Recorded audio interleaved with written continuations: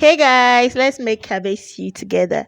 So first of all, I put my pan on fire, then I add in my oil.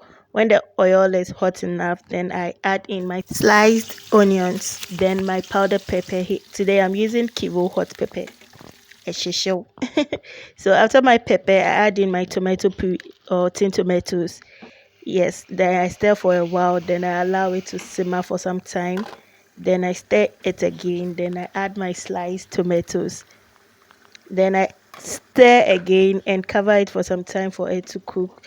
So yes, my tomatoes is well cooked. I add in my sankofa stew spices and some curry powder. I stir for some time, add my stock cube and some salt to taste.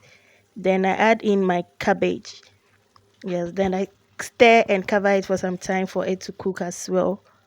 Yes, then I add some sliced onions again.